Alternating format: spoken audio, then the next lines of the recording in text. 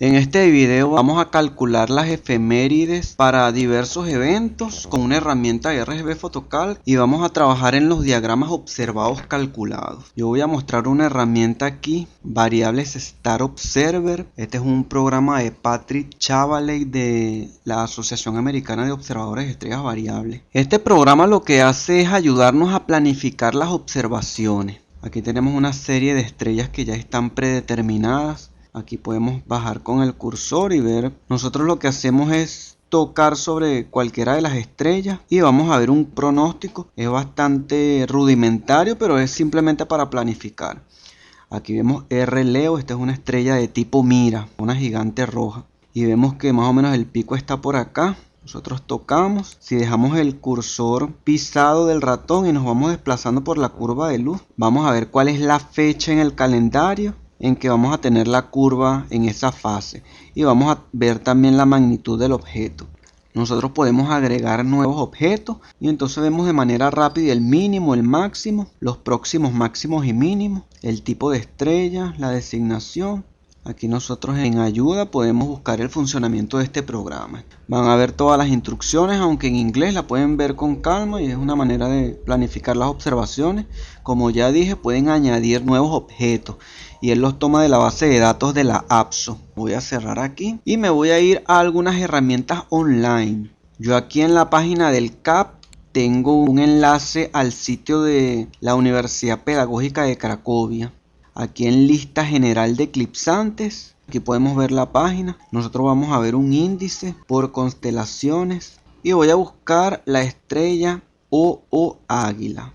Aquí la tengo, yo pulso sobre la estrella y voy a ver los parámetros de la estrella. Aquí tengo la ascensión recta, declinación, magnitud en el visual, la profundidad del mínimo primario, el secundario, el tipo espectral del componente primario y el secundario, el índice de color y el tipo de estrella variable eclipsante que se trata, el total de observaciones, métodos y el rango de años de los datos que están en esta base de datos. Si yo quiero las predicciones, yo simplemente me voy a donde dice Current Mínima. Él va a tomar en cuenta el reloj que tenemos nosotros en la PC y nos va a dar las predicciones para esta fecha. Vamos a bajar y vamos a ver un diagrama observado calculado. Ya vamos a ver esto. Y más abajo vamos a ver el punto cero para hacer los cálculos. Eso ya lo vamos a introducir en el programa para hacer los pronósticos. Y aquí tenemos los próximos mínimos. Aquí vemos que vamos a tener mínimo el día 12 de noviembre del 2015 a las 22:35. Es un mínimo primario. Y aquí tenemos el día juliano heliocéntrico. Esto lo vamos a explicar más adelante de qué se trata la corrección heliocéntrica. Y tenemos los próximos mínimos. 13, 11, vemos mínimo secundario, primario. Yo simplemente lo que voy a hacer es planificar. Por ejemplo, yo salgo del trabajo a las 6 de la tarde y a las 6:30 ya estoy aquí en la casa. Necesito por lo menos 1 hora y media para preparar el instrumental. Es decir, que este mínimo que yo tengo aquí a las 10:35 de la noche me sirve. Vamos a buscar otro que tengo a las 10:54, también me sirve. A las 23 horas son las 11:14. Este es un mínimo que ya no me sirve tanto porque a esta hora se comienza a nublar en esta época del año. Pero el mínimo secundario ya comienza a subir en las horas de la noche. Ya lo vemos a las 5 de la tarde, es decir, a las 17. Los mínimos los veo hasta ahí porque él me da una cantidad limitada de mínimos. Sin embargo, yo voy a mostrar otra herramienta que es el sitio del BRNO. Aquí yo tengo el enlace, lista general. Aquí se pueden fijar en la dirección. Aquí tengo la estrella. Esta estrella tiene 1950 observaciones reportadas en esta base de datos. Vamos a pulsar sobre la estrella y se nos va a abrir de nuevo un diagrama observado calculado. Vean esta línea. La línea del punto cero la vamos a ver en una parte de la curva y vamos a ver que en el otro sitio vemos la línea en una parte diferente del diagrama observado calculado. Yo me he dado cuenta que este sitio lo actualizan de manera más regular que el de la Universidad de Cracovia, a pesar de que los dos sitios son muy confiables. Voy a subir de nuevo y voy a ver la ascensión recta, declinación, el máximo, el mínimo. Esto que yo tengo aquí es el punto cero y esto es el periodo estimado para la estrella. Aquí tenemos el periodo 0.50679321 y vemos un punto cero diferente. Nosotros vamos a hacer los cálculos con este punto cero y con este periodo, si es que lo vamos a hacer con esta página. Entonces yo dije que lo voy a usar con el BRNO. Yo quiero unas predicciones que me abarquen todo el mes de noviembre y todo el mes de diciembre. Entonces voy a abrir RGB Photocal y vamos a ver que a partir de la versión 1.07 todos los botones que estaban en la pestaña herramientas los vamos a ver afuera en el menú principal y vamos a abrir calculador de efemérides. Lo primero que vamos a hacer es llenar los parámetros del cálculo. Necesitamos las coordenadas de la estrella, estas que vemos aquí: 19 horas 48 minutos 12 segundos, y la declinación más 9 grados 18 minutos 26.3 segundos. Con esta casilla le decimos al programa si el objeto está en el hemisferio norte o en el hemisferio sur. Vamos ahora a buscar el punto cero del diagrama. El punto cero es un mínimo de referencia. Ese mínimo de referencia nos los da la página donde nos muestra M0. Esto es reducción del día juliano. Yo voy a copiar y voy a abrir la calculadora. Pego y a esta cifra le voy a sumar 2.400.000. Esta es una contracción que se hace al día juliano para no hacerlo tan largo la cifra. Entonces este es el valor. Este es el día juliano con corrección heliocéntrica. El punto cero siempre se da con la corrección heliocéntrica realizada. Es decir, que ya no le tenemos que hacer corrección heliocéntrica. Yo voy a abrir aquí herramientas. Hay dos maneras de hacer esto. Yo voy a hacerlo de las dos maneras. Voy a convertir el día juliano en fecha de calendario. Yo al pegarlo aquí voy a ver a qué fecha de calendario corresponde. 1932, 3 del 7. 1932, día 3, el mes 7 es el mes de julio. Y la hora es a las 13:39 y 21. Las 13 son la 1 de la tarde. Pero vemos que el programa nos muestra formato 12 horas AM y 12 horas PM. Y es porque él adopta el sistema que tenemos configurado en nuestra computadora. Aquí, como tenemos un formato de 12 horas, él asume este sistema. Las 13 horas son la 1 de la tarde. 39, 21, 6. 39 y 21. Y aquí le vamos a decir para qué fecha queremos las efemérides.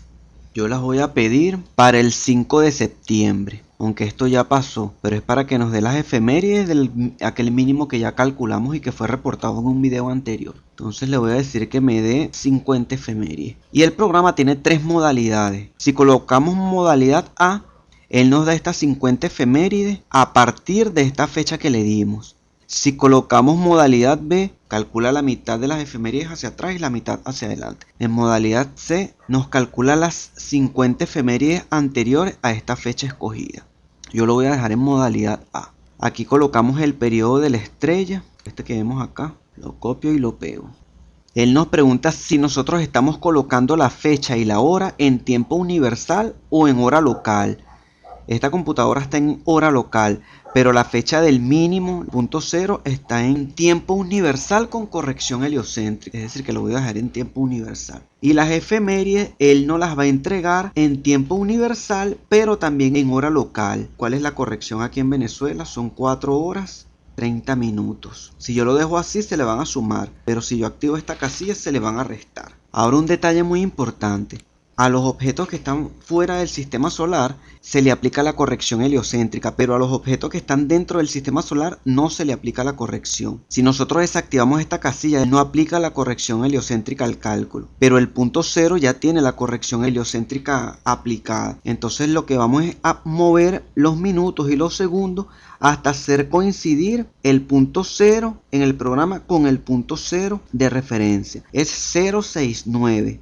Vamos a disminuir a 38, a 35, a 32.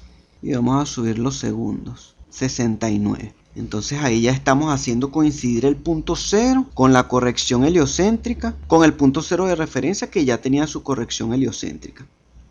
Esta es la manera larga, yo lo quise hacer de manera demostrativa.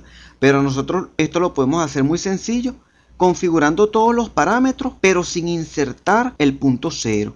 Nosotros configuramos la fecha para las cuales queremos la efeméride, la modalidad, el periodo secundario, y sencillamente lo que hacemos es copiar el punto 0 y lo copiamos directamente aquí. Este es el día juliano ya transformado de la fecha que nosotros tomamos en el calendario. Y este es un procedimiento mucho más rápido. Y le vamos a pedir las efemérides. Le vamos a decir calcular.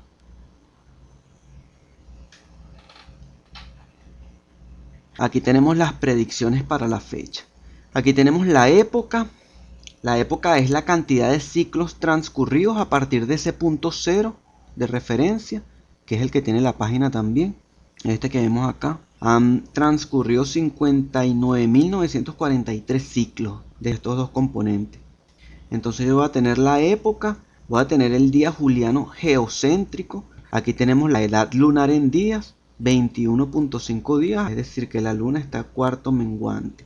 El mínimo primario va a caer un día sábado, 5 de septiembre del 2015, día sábado a las 4 de la mañana, 45 minutos, 13 segundos, tiempo universal. Pero en hora local, a él le realiza la corrección de las menos 4 horas 30 minutos y nos muestra a las 00 horas 15 minutos 13 segundos. Y aquí están las milésimas. Nosotros aquí podemos planificar nuestras observaciones. Ya sabemos que vamos a comenzar media hora, 40 minutos de observación antes del mínimo para comenzar a cubrir la caída.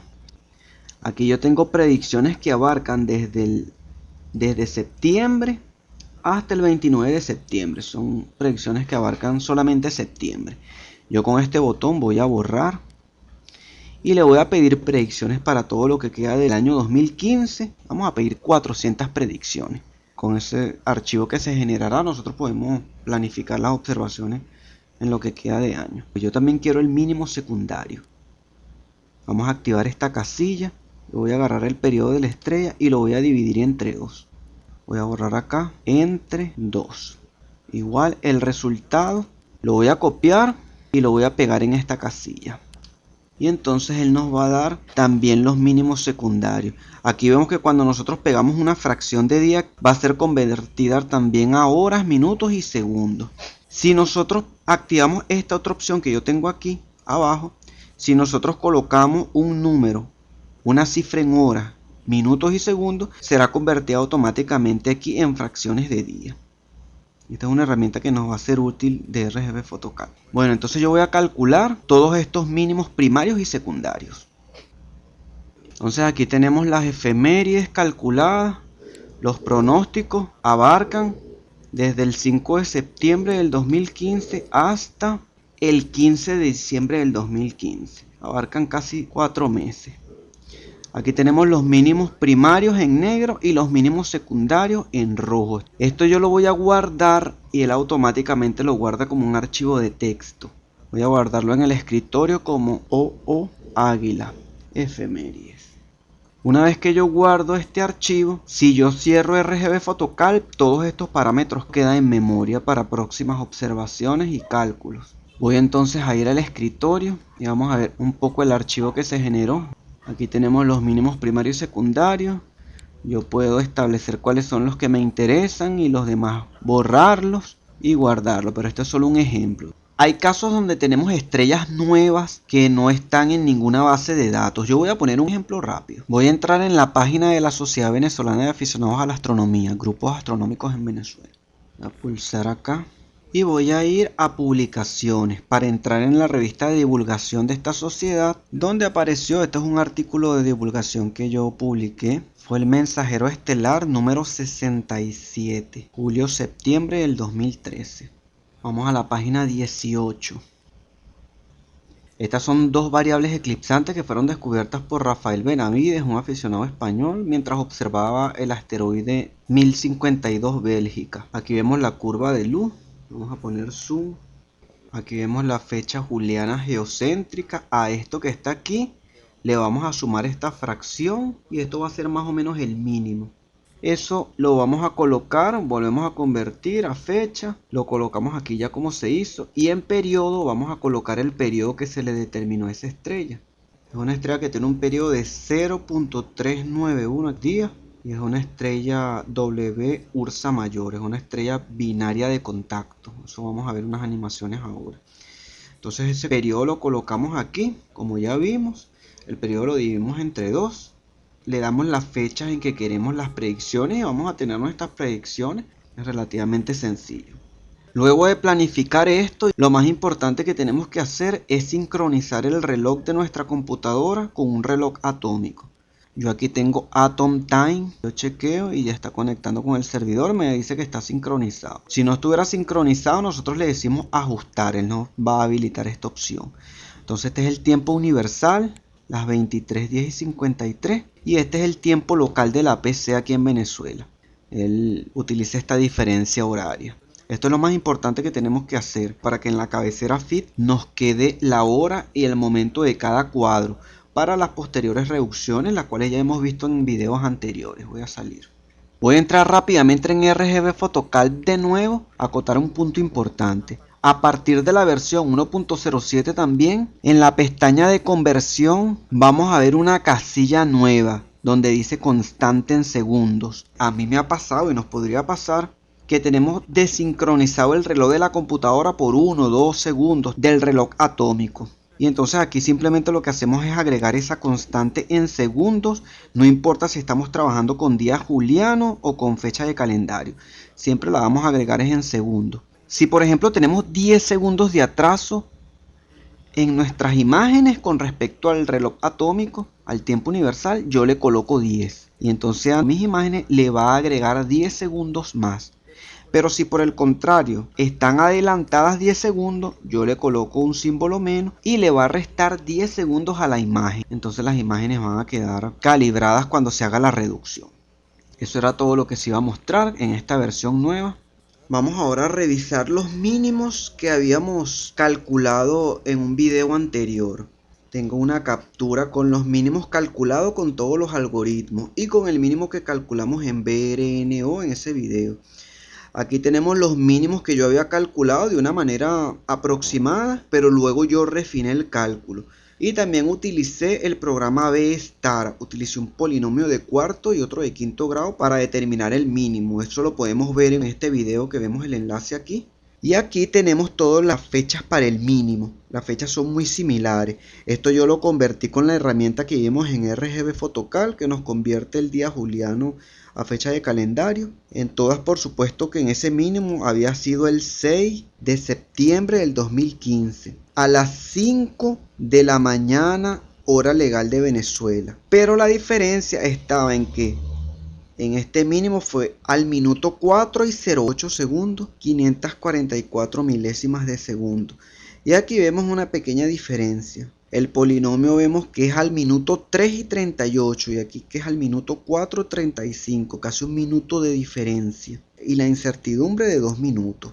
Aquí tenemos el cálculo de BRNO, nos decía que era a las 3 y 59 segundos, punto 9, esto era casi al minuto 4. 5 horas 4 minutos. Aquí tenemos, utilizando la media ponderada de mínima 2.3. Aquí tenemos el promedio de los polinomios, 4 minutos y 07 segundos, es decir, 7 segundos más adelante que la predicción de BRNO. Aquí tenemos 35 segundos más allá de BRNO, que fue con el de quinto grado. Fourier Fit, tuvimos 3 minutos 51 segundos. Es decir, 9 segundos antes que la predicción de BRNO. Cuando nosotros hacemos el promedio con los algoritmos más precisos de mínima 2.3, tenemos solamente 5 segundos de diferencia con respecto al cálculo del mínimo de BRNO. Y esto es muy importante porque nos da la confianza de que lo podemos introducir en el diagrama observado calculado y ver si nuestros datos son adecuados para la comunidad científica. Yo ahora voy a ir al programa mínima 2.3 para mostrarle otro mínimo secundario que yo observé. Pero este mínimo secundario tenía unas perturbaciones que les quiero mostrar. Vamos a abrir archivo CSV y vemos aquí tom B segundo. Esto es un mínimo secundario. Vamos a tomar el canal G y lo vamos a abrir. Vamos a mostrar la data. Yo esta vez voy a maximizar. En la curva del mínimo que vimos en el video anterior no había tanta dispersión. Pero en estas curvas que tienen mucha dispersión, nosotros podemos eliminar los puntos tocando. Y vamos a ver esta ventanilla y le decimos delete. Y él va a marcar con una X ese punto y no lo va a tomar en cuenta Nosotros con la fracción de día juliano y con la magnitud podemos buscar ese punto en nuestro archivo original y eliminarlos de la data si eso es lo que queremos. Esto lo estoy poniendo es como ejemplo. Esto que vemos aquí vemos como una especie de bucle. Podría ser dispersión o podría ser causado por manchas estelares. Vamos a ver aquí. Yo voy a tomar un ejemplo de tránsito extrasolar para que vean de qué se trata esto. Si fuese el caso de que son estas manchas, igualito nosotros vamos a eliminar los puntos. Voy a poner como ejemplo para que conozcan esto. Pongamos un ejemplo de un exoplaneta. Cuando un exoplaneta oculta el brillo de una estrella, pasa frente a la estrella, vamos a ver la caída de brillo de la estrella. Es una caída muy pequeña, de milésimas de magnitud. Cuando la estrella presenta manchas estelares, cierta fracción del brillo está siendo ocultado. Cuando un planeta comienza a transitar y oculta parte del brillo de la estrella, vamos a ver una caída en el brillo, por supuesto. Pero cuando el planeta se superpone a la mancha, vamos a ver una protuberancia. Cuando el planeta esté en esta posición, la mancha oculta una pequeña fracción y el planeta oculta otra pequeña fracción. Pero cuando el planeta se superpone, esas dos áreas ocultadas se superponen en una sola área. Entonces el planeta no va a tener mayor efecto. Cuando el planeta se sale del área de la mancha, otra vez vuelven a haber dos zonas que están ocultadas. Y entonces se va a hacer más profundo de nuevo la curva de luz de la estrella y vamos a ver de nuevo el ascenso. Esto es algo que se ha utilizado incluso para hacer cartografiados de la superficie de estrellas. Aquí vemos la evolución de las manchas de la estrella RT Lacerta en varias sesiones en años diferentes. Vemos el mínimo secundario y el mínimo primario más profundo. Y vemos que en la parte donde no hay ocultación, aquí está más inclinada hacia este lado, mientras que acá está más inclinada del otro lado. Y de esta forma la vamos a ver a lo largo de muchos años. Ahí hay una línea de ajuste que correlaciona los puntos de las medidas fotométricas. Y con un algoritmo se puede ver cómo fue la evolución. Aquí se puede ver la zona cubierta por las manchas. De aquí se pudo determinar el ciclo de actividad de manchas estelares de esta estrella. Esto se hizo indirectamente, solamente de cartografiar la superficie utilizando los eclipses. Y aquí vemos utilizando otro algoritmo. El resultado es un poco diferente en el aspecto, pero el periodo de la estrella fue el mismo. El periodo de mancha. Esto es más o menos como la actividad solar, el ciclo de actividad solar y los diagramas mariposas que hemos visto en algún momento. Y este es el patrón de las manchas para el componente secundario. Es decir, que el componente secundario del sistema binario también tenía manchas, pero aquí vemos que en todos esos años vemos una cantidad de manchas bastante uniforme, mientras que en el componente principal sí vemos una diferencia bastante notoria. Y les voy a mostrar otro documento donde se muestra un procedimiento muy similar, basado en el mismo principio, de Elliott-Young. Y se hizo esto pero utilizando los eclipses mutuos entre Plutón y su luna Caronte. Aquí vemos que la luna ocultaba el planeta Plutón, pero transitaba por una región ligeramente diferente entre estos diferentes años. Aquí vemos las caídas de brillo, cada color es una fecha diferente, vemos diferentes profundidades. Eso lo podemos profundizar y ver cuál es la metodología. Aquí tenemos la imagen de Elliott-Young 1999 con el algoritmo que mostré en el documento. Esta es una imagen del telescopio espacial Hubble y esta es una imagen de la sonda New Horizon.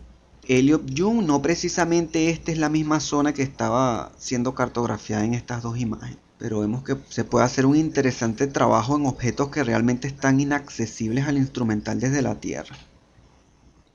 Vamos ahora a pasar al tema del día juliano. El día juliano es un sencillo sistema que fue introducido por Joseph Scaliger en 1581. Ese es este señor que está aquí. Este fue un astrónomo francés que simplemente se le ocurrió que en vez de cambiar de fecha en medio de la noche, lo hiciera en medio del día, lo hiciera a las 12 del día. Y de esa manera no había que cambiar de fecha de calendario en medio de las observaciones. Entonces era mucho más fácil la reducción de los datos. El día juliano equivale al tiempo universal en el meridiano de Greenwich. Él tomó como referencia el ciclo solar, el ciclo lunar y la indicción romana, que era el pago de los impuestos. Lo más importante que tenemos que saber del día juliano es que la unidad de tiempo es el día y todo se va a trabajar en fracciones de día. El tiempo juliano o el momento de nuestra imagen no es precisamente el momento donde se inicia la exposición, sino el momento central de la exposición. Aquí tenemos la formulita, pero no nos preocupamos por esto porque nosotros con indicarle al software cuál es el tiempo de exposición, él automáticamente realiza esta corrección. Eso ya lo vimos en unos videos anteriores con RGB Photocal.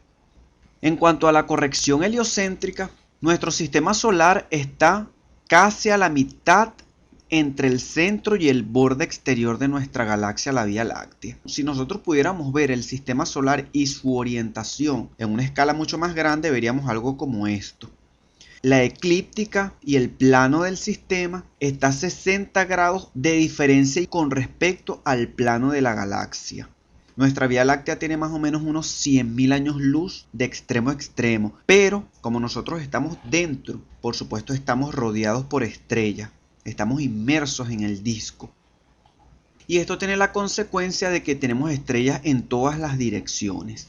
Si por ejemplo yo tuviese una estrella binaria eclipsante, aquí la tengo representada, y yo veo que el periodo de esa estrella entre los mínimos primarios es de 6 horas, si yo la observo por lo menos en enero y espero 6 meses y la observo en junio, me voy a dar cuenta de que el mínimo correspondiente a mis efemérides está atrasado 16 minutos.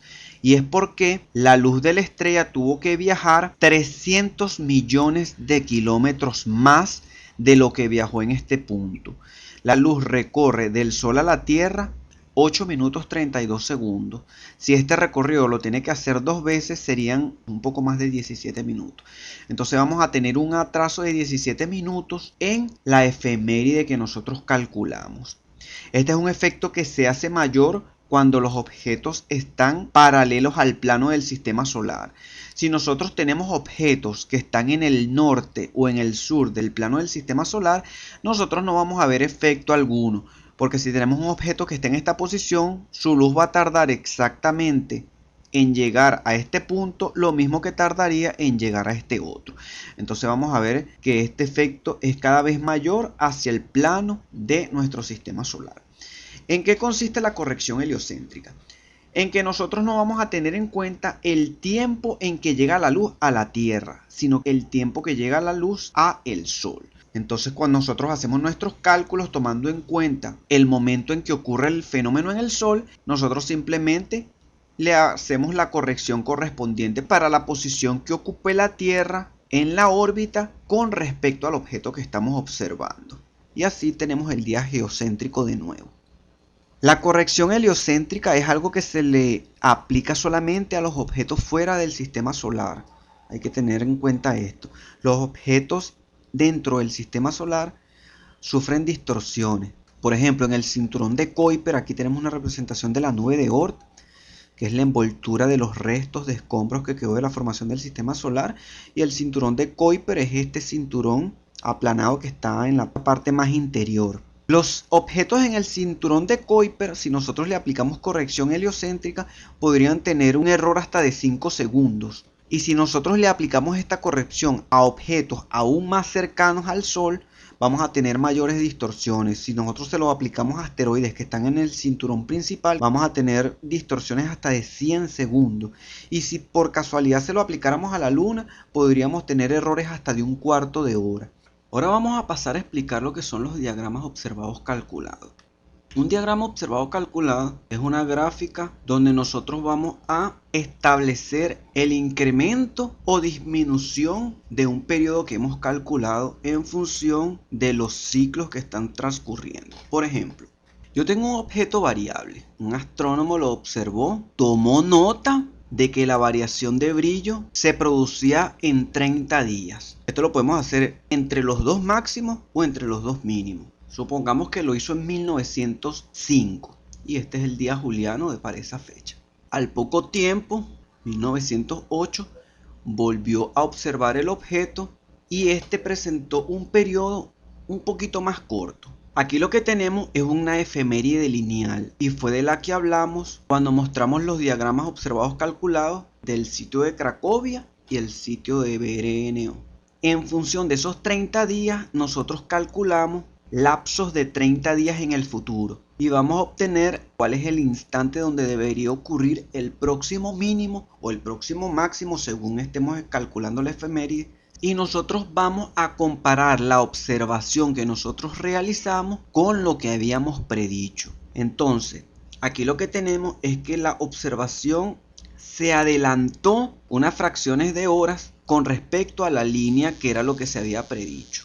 Este astrónomo, al transcurrir un tiempo, muchos años, vuelve a observar la estrella y se dio cuenta y tomó nota de que el momento del evento, en este caso el máximo, se adelantó 9 horas con respecto al calculado por sus efemérides. Y llegó un nuevo astrónomo en el futuro, con un mejor telescopio y una tecnología más moderna, y observó de nuevo el fenómeno. Y se dio cuenta que el adelanto en el fenómeno ya no fue tan pronunciado como en la última observación. Con estas observaciones van a encargarse de establecer los modelos matemáticos y físicos que expliquen este comportamiento. Pero mientras mayor cantidad de observadores toman nota del evento, mayor cantidad de puntos tenemos y podemos cubrir mejor el modelo. Y con un modelo más confiable, nosotros podemos o confirmar ese modelo del comportamiento del objeto, o podríamos por el contrario rectificar en función de otro modelo. En este ejemplo nosotros realizamos la medición del observado calculado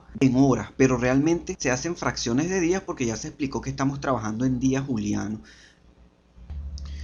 En el caso de un exoplaneta, por ejemplo, un acortamiento en el periodo podría deberse a que el planeta está girando más rápido en torno a la estrella. O un alargamiento del periodo podría deberse a lo contrario, o también que el planeta se está acercando a la estrella y entonces el recorrido es menor, o viceversa. Mientras que en las variables pulsantes, por ejemplo, un acortamiento o un alargamiento del periodo tiene que ver con cambios en la estructura interna de la estrella. Por ejemplo, en las variables cefeidas, que son variables pulsantes, al agotarse el hidrógeno en el núcleo de la estrella, la presión de la radiación que genera la fusión se detiene y las capas superficiales ya no se encuentran levitando sobre el núcleo.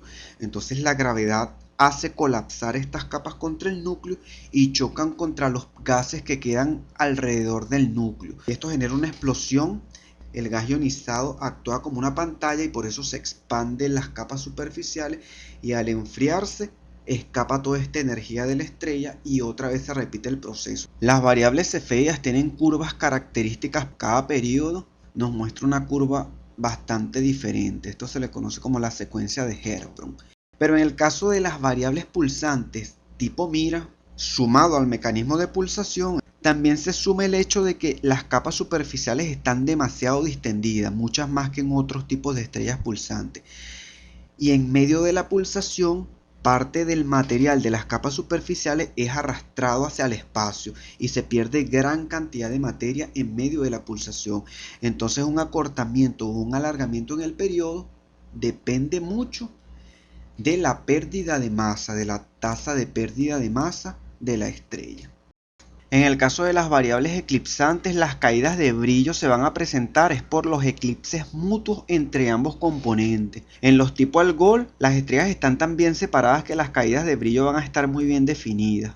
Pero en las estrellas tipo Beta Lira, ya los componentes están tan cercanos que sus formas esféricas comienzan a perderse y vamos a ver formas más bien elipsoidales.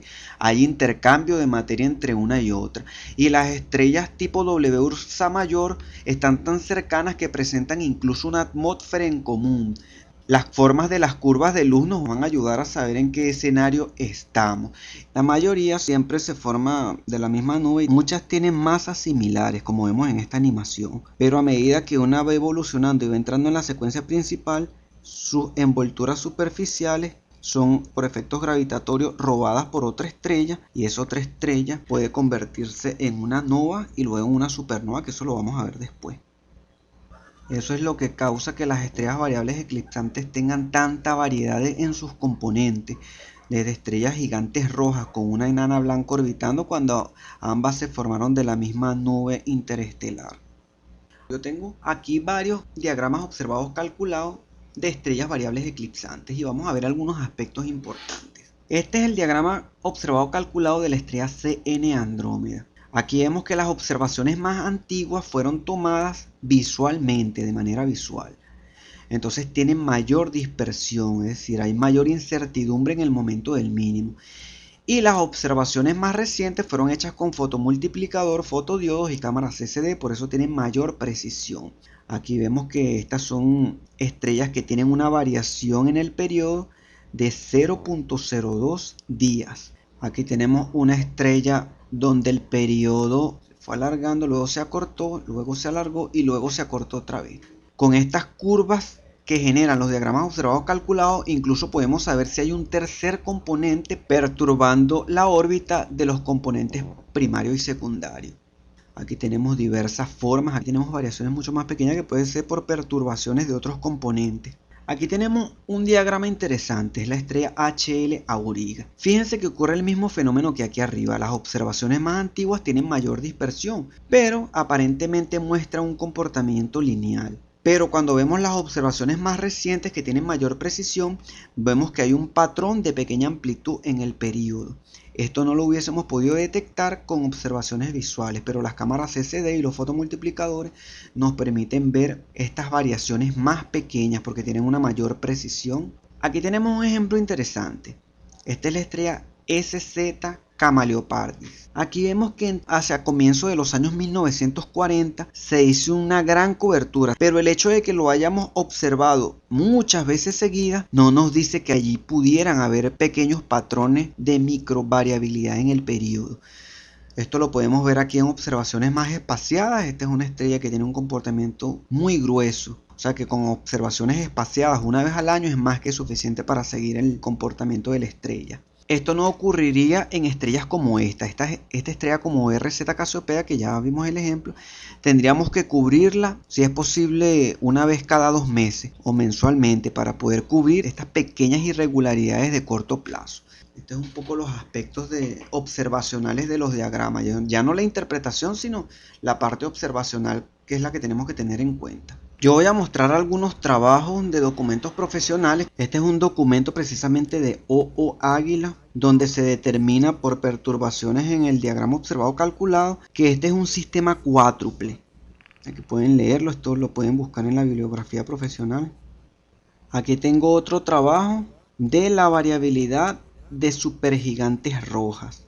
Aquí vemos curvas de luz que abarcan casi 100 años. Vemos diversos ciclos que han sido recogidos. Vemos todas estas estrellas que se analizan en este documento. Son observaciones que se tomaron de la base de datos de la APSO. Esto es un documento del Dr. Donald Collins. Él analiza el periodo secundario de la estrella Beta Lyrae observada con una cámara DSLR. Esta es la curva de luz de la estrella. Vemos que tiene una gran amplitud, tiene mucha dispersión y sabemos que estas cámaras, que es con la que venimos trabajando, tienen bastante precisión como para mostrar una dispersión de tal magnitud. Y esto es porque esta dispersión está causada por una variación intrínseca en la estrella. Hay algo que perturba a la estrella y la hace tener esa variación secundaria, y eso lo había estudiado otro astrofísico en 1995. Aquí tenemos el periodo de esa variación, son 283 días.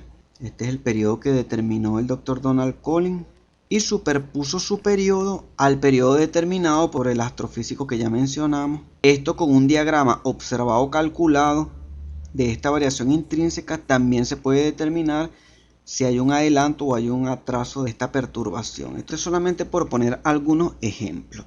Pero vamos a ver que las variaciones en el periodo no solamente le ocurren a estos objetos, lo podemos ver también en asteroides. Nosotros podemos determinar el periodo de rotación simplemente de la curva de luz. Cuando el objeto nos muestra menor superficie, vemos que hay menor brillo, y cuando nos muestra mayor superficie, vemos la parte más brillante en la curva de luz. Lógicamente, objetos alargados van a mostrar variaciones de brillo mayores que los objetos que no son tan alargados, pero hay un factor que se une a la forma del asteroide y es el punto de vista en el que nosotros lo vemos desde la Tierra. Los parámetros que nosotros necesitamos son 7, que son los elementos orbitales. El primero es la distancia de la Tierra al objeto. Ese es un parámetro que se conoce como delta. Este es el símbolo. La distancia de la Tierra al Sol, que es R.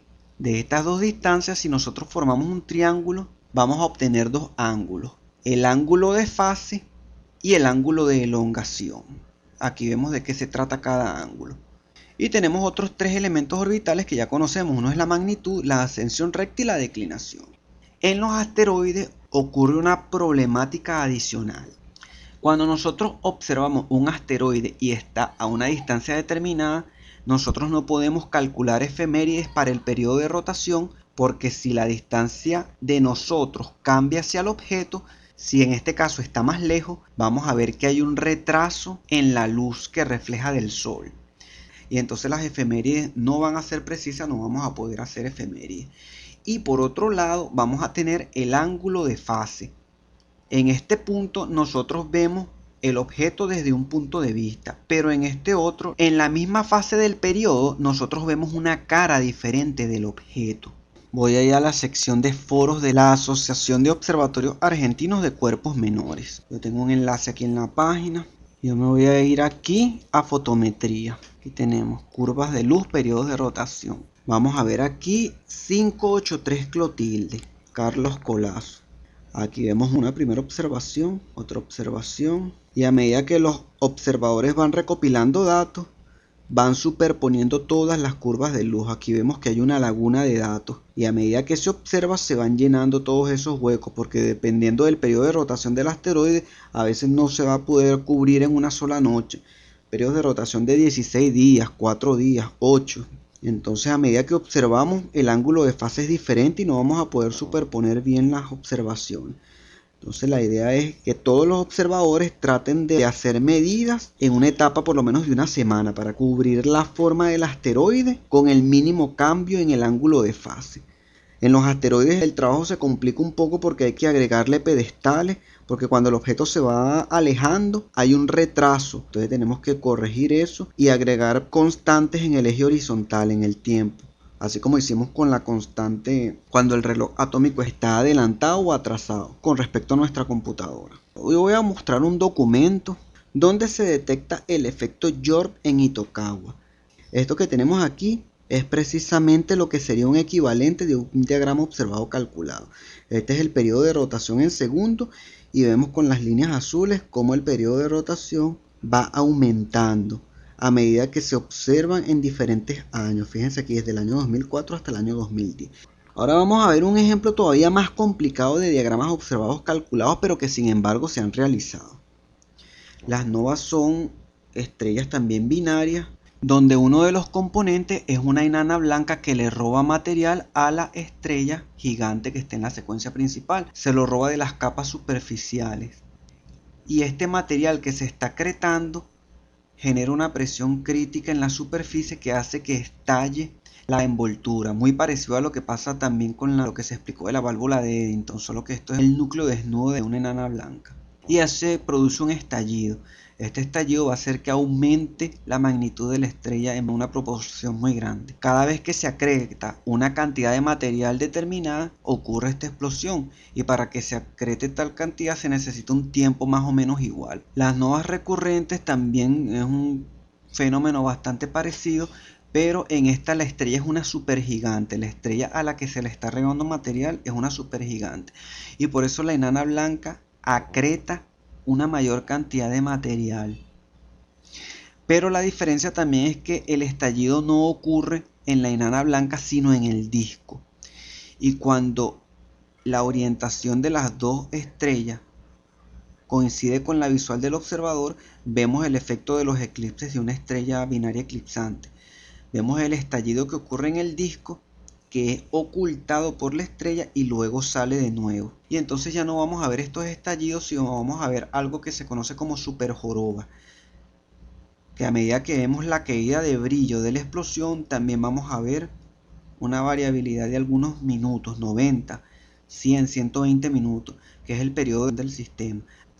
Como muchas veces no se acreta la misma cantidad de material, hay estallidos de mayor proporción en un episodio que en otro. Entonces los diagramas observados calculados se hacen tomando en cuenta los estallidos de mayor energía y tomando los estallidos de menor energía, para así hacer una comparación con explosiones de igual intensidad. Ahora, para finalizar este tutorial, vamos a ir de nuevo a la herramienta OCGate, la que habíamos visto, y vamos a insertar el mínimo que habíamos calculado en minimal 2.5 y lo vamos a insertar para visualizarlo en este diagrama observado calculado. Esto es algo que siempre tenemos que hacer con nuestro mínimo antes de insertarlo realmente. Vamos a bajar hasta esta casilla que tenemos aquí y él nos indica que el momento del mínimo lo tenemos que insertar en día juliano heliocéntrico, es decir, que le tenemos que realizar la corrección heliocéntrica. Esto es importante. Para visualizarlo hacemos la corrección heliocéntrica, pero cuando lo vamos a reportar con día geocéntrico y el programa hace la conversión a la corrección heliocéntrica. Aquí tenemos los valores del mínimo que habíamos calculado, la media ponderada. Estamos poniendo un ejemplo asumiendo que no lo hemos reportado todavía. Vamos a utilizar Esta fue una media que yo realicé utilizando todas las medidas, incluso los de los polinomios. Vamos a abrir RGB Photocal para realizar la corrección heliocéntrica. Nosotros nos quedamos aquí en esta pestaña, en configuración, y vamos a insertar aquí en ascensión, recta y declinación las coordenadas que nos da VRNO. Estas coordenadas que están aquí, 19, 4, 8, 12. Aquí las tengo, 18, 4, 9, 12. Y me voy a ir a conversión. Voy a eliminar exposición de 1 segundo porque simplemente voy a hacer una conversión, no voy a hacer transformación. Coloco 0 y puedo utilizar o el formato de día juliano o el formato calendario. Pero como en este caso tengo los valores media usando todas las medidas, lo tengo en fecha calendario, entonces lo vamos a insertar en fecha calendario. 2015, mes 9, día 6, a las 5 horas, 4 minutos, 6 segundos, con 816 milésimas. Aquí él realizaría la conversión simplemente a día juliano. Esto está en tiempo universal. Pero yo le voy a poner día juliano heliocéntrico. Y voy a pulsar este pequeño botón que está aquí. Entonces aquí tengo el momento del mínimo, pero con la corrección heliocéntrica realizada. Yo voy a copiar este valor y lo voy a insertar acá. Me pregunta si la observación es CCD visual o fotográfica. Yo le voy a decir que es CCD. Y me pregunta si fue un mínimo primario o secundario. Yo le voy a decir que fue un mínimo primario. Mostrar. Aquí ya tenemos el punto. Si nosotros vemos que el punto, por decir un ejemplo, si yo pongo que esto es un mínimo secundario, que no lo es, en ese momento no hay ningún mínimo secundario en las efemérides. Ahí tenemos el cálculo y ahí vemos el círculo. Vemos que está en un lugar que no tiene que estar. Sabemos que hay un error, pero esto es un error intencional. Eso es solamente para mostrar que es un mínimo primario. Esos son errores que pueden suceder. Un error en el cálculo, un error en la medición del mínimo. Ahí tenemos de nuevo el mínimo. Vamos a irnos ahora a esta ventana que vemos abajo. Esta es una ventana con toda la data que se ha reportado y que está visualizada en ese diagrama. Nos vamos a ir al final y vemos los datos, vemos el ciclo y vemos el adelanto del mínimo. Vamos a ver este adelanto. Yo voy a copiar esta cifra sin el símbolo menos, ya se sabe que es un adelanto en el mínimo. Y me voy a ir de nuevo a RGB Photocal. Yo me voy a calculador de efemérides y voy a utilizar esta herramienta para convertir esa fracción de día juliano en horas, minutos y segundos. Voy a pegar. La herramienta me dice que esa fracción de día juliano es un adelanto de 43.2 segundos de las efemérides que fueron calculadas. Esta es una observación que solamente podemos visualizar, pero no será realmente cargada aquí hasta que no sea publicado en la compilación de todos los mínimos reportados por los observadores y se publique en el diario abierto de la Unión Europea, y ahí sí lo vamos a ver como estos puntos que tenemos aquí. Serán agregados definitivamente y lo podremos encontrar en SIMBAD, en ADS, Data System de la NASA y en todas las bases de datos a nivel mundial. Vamos a tener acceso a nuestras observaciones y la comunidad científica también va a tener acceso a esto. Entonces con esto finalizamos este tutorial. Ya sabemos cómo trabajar con diagramas observados calculados y cómo reportar los datos.